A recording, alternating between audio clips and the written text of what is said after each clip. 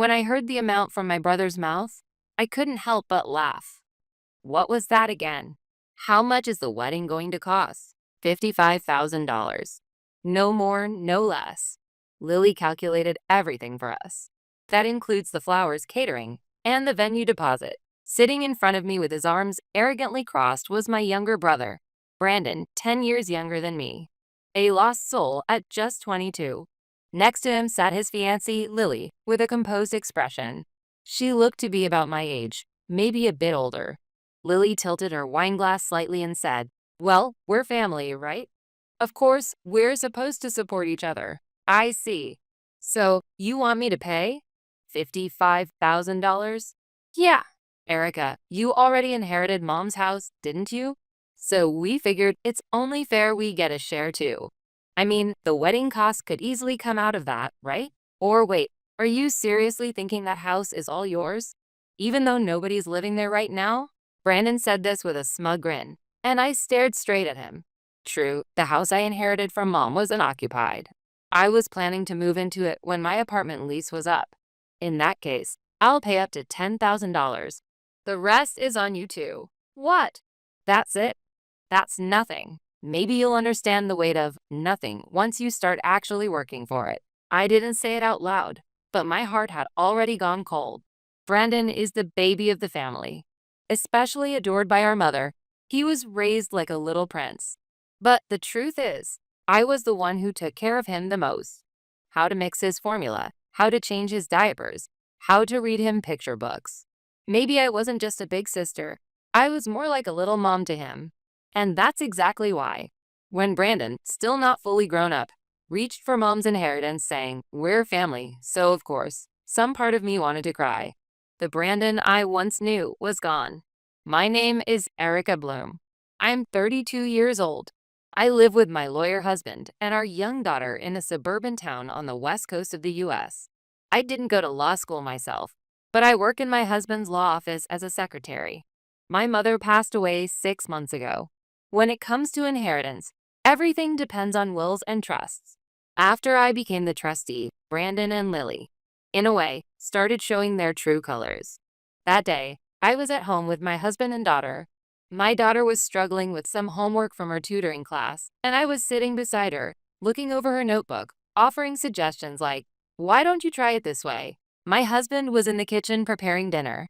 He's in charge of cooking on weekends, and our daughter always looks forward to it. It was just an ordinary, peaceful weekend until it happened. Brandon contacted me out of the blue for the first time in a while. "So why exactly do I have to pay $55,000 for your wedding?" Brandon called me out of nowhere and demanded that kind of money. Come on, it's the most important event of my life. If you could help us out, it'd make our new beginning perfect. Still, that amount is just ridiculous. Wedding expenses are something a couple should handle together. It's not that I don't want to help, but the most I can offer is $10,000. Brandon exploded at my answer. What? Just 10 grand? And you still call this family? You're managing Mom's inheritance. But that's basically the same as holding on to my share without asking. The estate was divided fairly. You agreed and signed the documents yourself. How do we even know that's what Mom really wanted? She was sick, right? Maybe her judgment wasn't totally clear. At that moment, I was starting to realize it. This wasn't just Brandon's idea. Someone next to him was fueling the fire. And it had probably started quietly even before our mother passed away. As I was thinking that, Brandon suddenly changed the subject. "Well, whatever. Oh, by the way, your birthday's next week, right?" Lily and I talked and made a reservation at a nice restaurant. "How about we go out for dinner together for the first time in a while? I'm surprised you even remembered my birthday." Of course I did. "We're family, aren't we?" His tone was light and cheerful, but I could sense the intention behind it. "Can my husband come too?"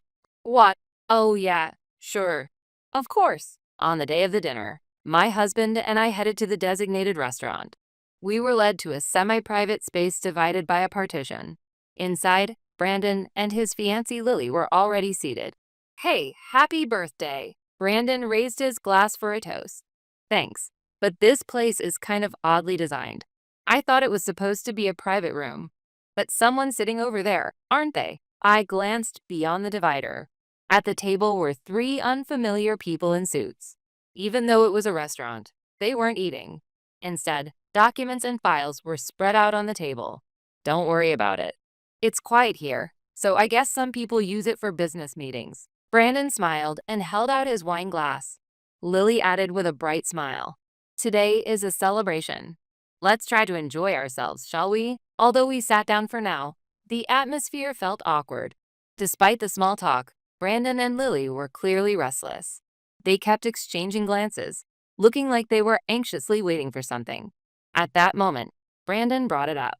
So, Erica, I think we really should talk about the inheritance again. So that was the real reason behind all of this. I get that you inherited the house, Erica, but honestly, I can't accept that. Brandon's voice was sharp. His eyes were filled with frustration and resentment. You got the house, and I was supposed to get a lump sum of cash, right? Yes, that's true. But Mom clearly stated in her will that everything, including Dad's life insurance and their savings, should be split as equally as possible. I explained calmly. Then Lily, grinning beside him, opened her mouth. But I understand Brandon's point too.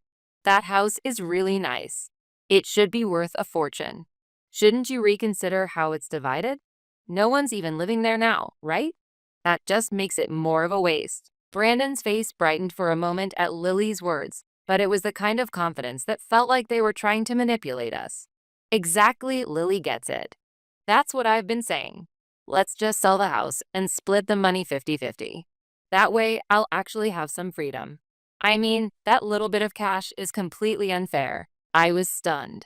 The inheritance Mom had carefully planned out while thinking about our futures. They were trying to tear it all apart so casually. It's not that simple. It's our duty to respect Mom's wishes. My husband silently nodded in agreement. Still, Brandon didn't back down. His frustration wasn't just Lily's influence. It felt like his lifelong spoiled behavior was finally bursting out.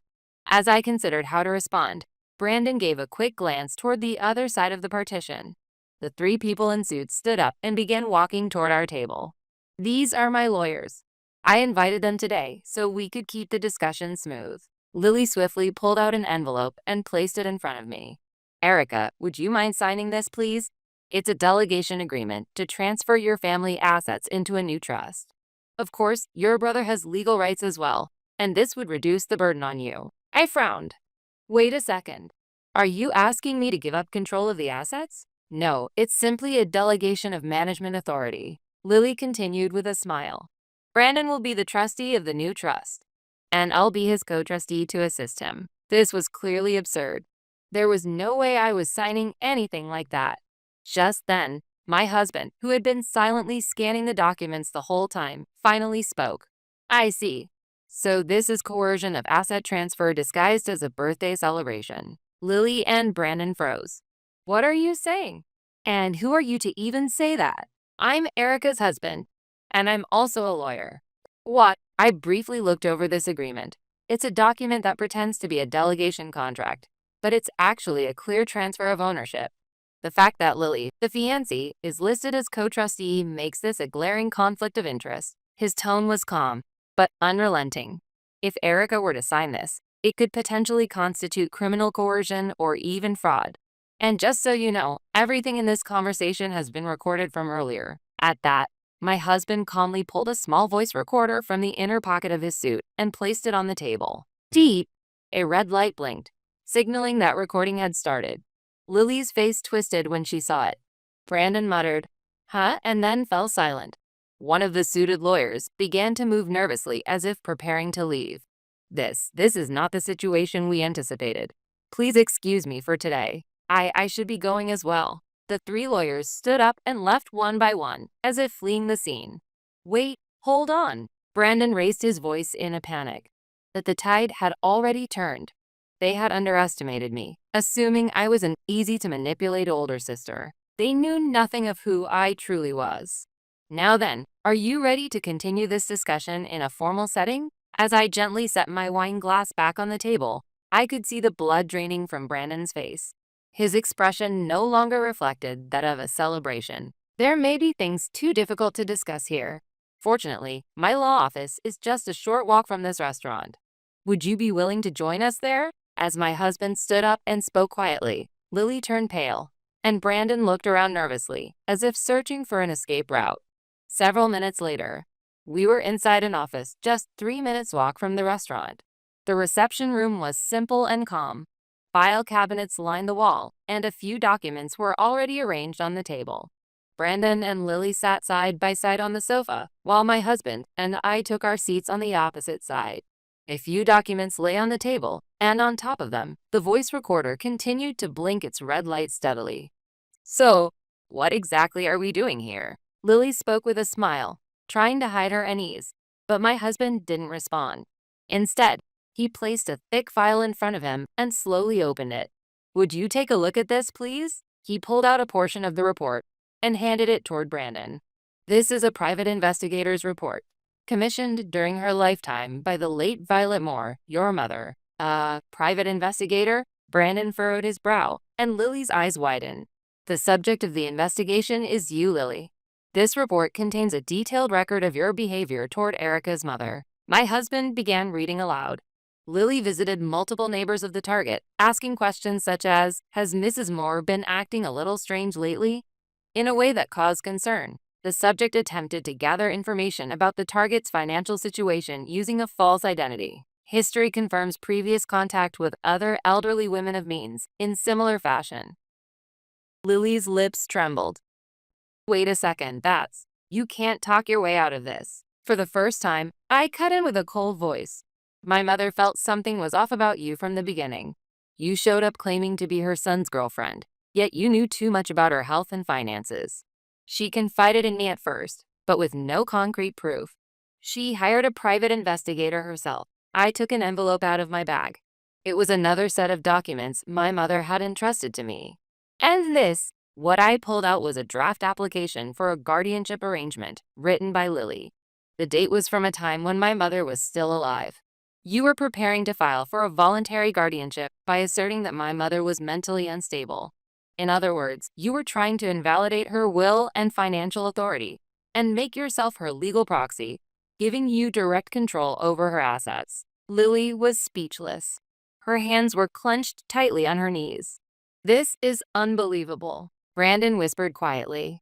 Lily, you really went that far? I was thinking of you. No, that's not true. You weren't thinking of me. You were blinded by my mother's money. At those words, Lily's eyes wavered. Brandon, I spoke slowly. If you truly believed she was someone you could trust, then you share the responsibility. Brandon bit his lip and had nothing to say. But listen, I gently placed the documents on the table and looked at my husband. Your mother didn't completely give up on you. She made sure things were divided equally. If you hadn't asked for more, you could have held onto your rightful place as her son. My husband continued. However, the actions you both took were the equivalent of throwing that right away with your own hands. The red light on the recorder continued blinking quietly. That small, steady pulse looked like the final warning to Lily and Brandon. Lily, completely drained to respond, lowered her head and fell silent. Amid the silence, my husband slowly pointed to the voice recorder sitting on the table. By the way, this entire conversation is being recorded as well. The red light on the voice recorder glowed steadily, indicating that it was in use. Lily looked up for a moment. Her eyes clearly showed fear. A soundless breath escaped her lips as her throat moved. My husband continued in a calm voice. If there is any suspicion of coercion or fraudulent agreements, this recording may be submitted as valid evidence. Of course, through proper legal channels. Lily lowered her gaze, her shoulders trembling. But then, in the next moment, rather than refute our words, Lily scowled and folded her arms. What? Are you serious? I have a signed contract with Brandon. Your legal logic doesn't apply here. She raised her voice, as if asserting the absolute legality of what she held. But my husband quietly picked up a document and replied coolly. That so-called contract is merely a memorandum. It does not carry legal force. It's not a formal engagement agreement or a legally binding inheritance division contract, so the likelihood of it being invalidated is extremely high. Lily faltered for a moment, but quickly snapped back. Don't be ridiculous. This is my trump card.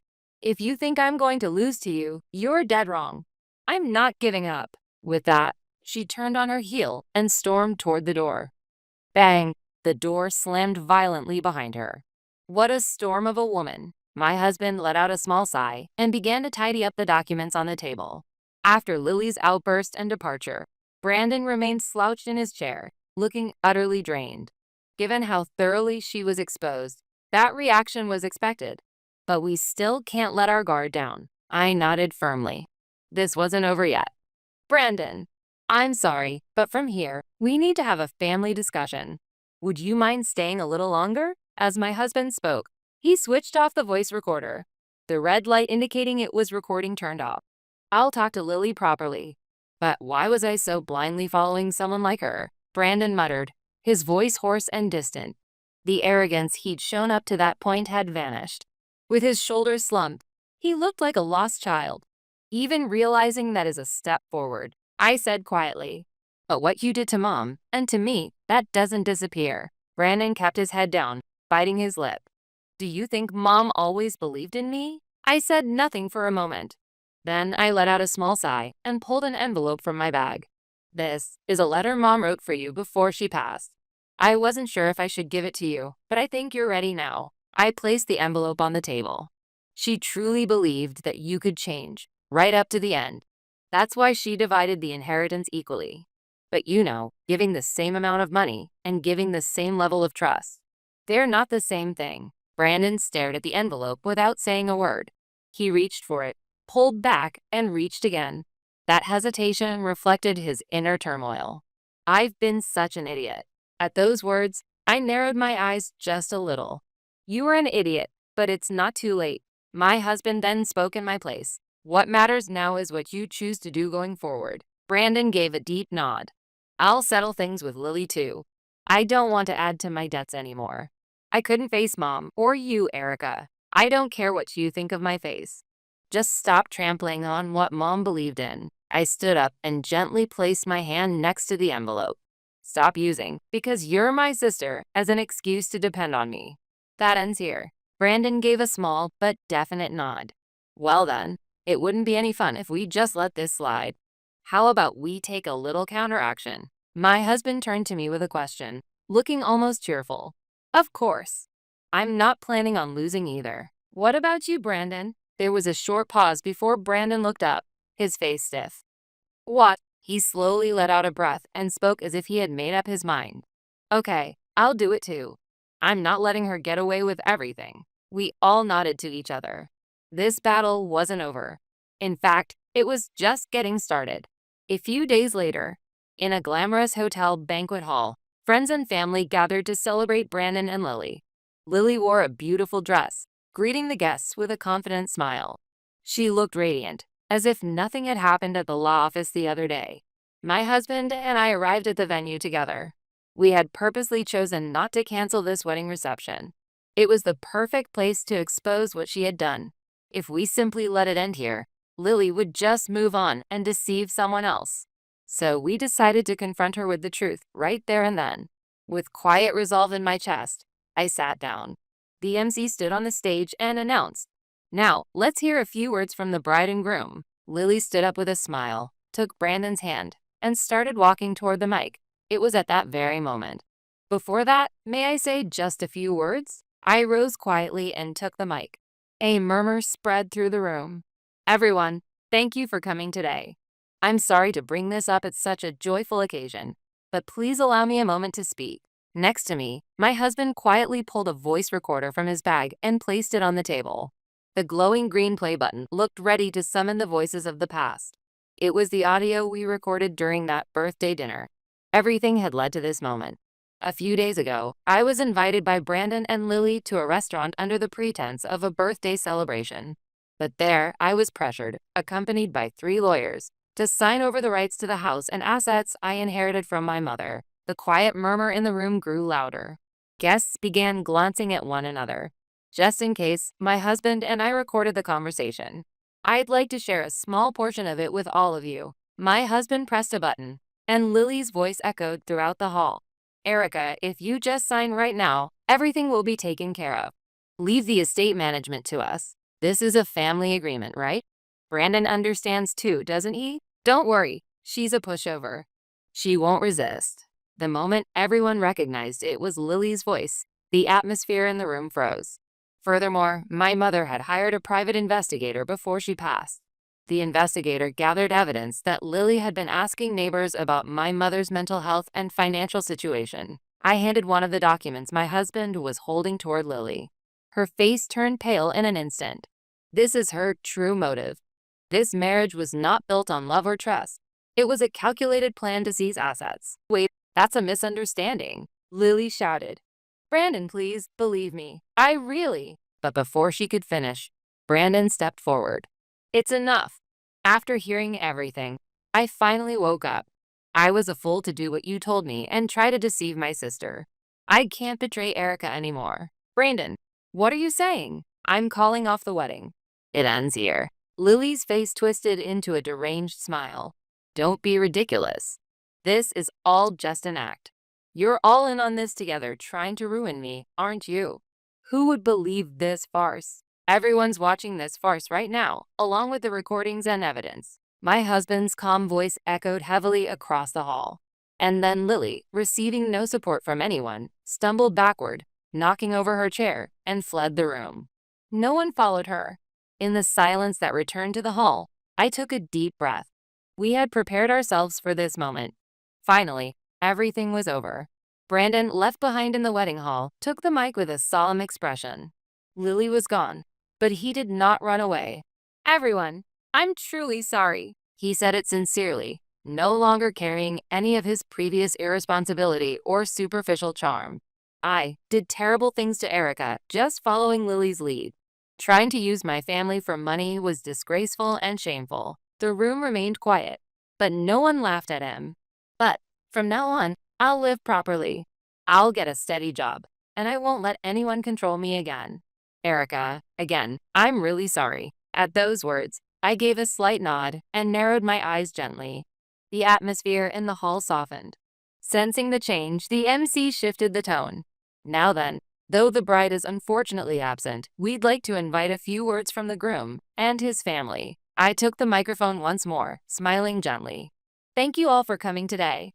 This was supposed to be a joyous wedding ceremony, but instead, I believe today will be remembered as a different kind of turning point. Family can be difficult, but they are also irreplaceable. Today, my brother and I decided to face each other again as a true family. And I will do my best to support the brother who is trying to grow. Applause followed. It was quiet and warm. A long day was finally coming to an end. Several weeks have passed since the supposed wedding. Now, I'm sitting in the living room of the house I inherited from my mother, basking in the soft afternoon sunlight beside my husband. There's hot tea in our cups, and the early summer greenery stretches beyond the window. That day already feels like a distant memory. Brandon really did change after that. He got a job at a local company, and the other day he happily told me, my probation period just ended. Of course, things with Lily were officially over, but maybe that breakup was actually the real beginning for him.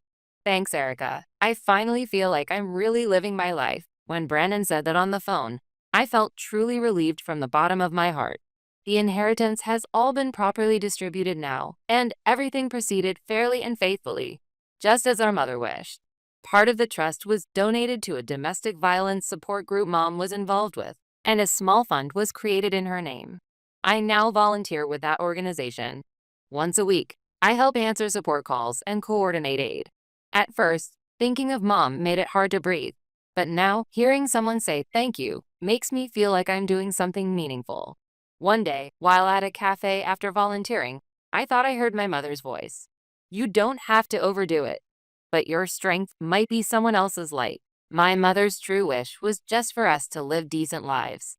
Not for wealth, not for status, just to live sincerely and walk our own paths. And now I feel like I'm starting to understand that. Mommy, what's for dinner tonight? My daughter's voice called out from the kitchen. I laughed and stood up. Maybe your favorite hamburger steak? Laughter filled our home. After a long struggle, we have finally protected our mother's wishes. And little by little, we are repairing the bonds of our family. The house she cherished is more than just a building to me. And from now on, I want to continue living here, carrying her memory in my heart, and building peaceful days quietly.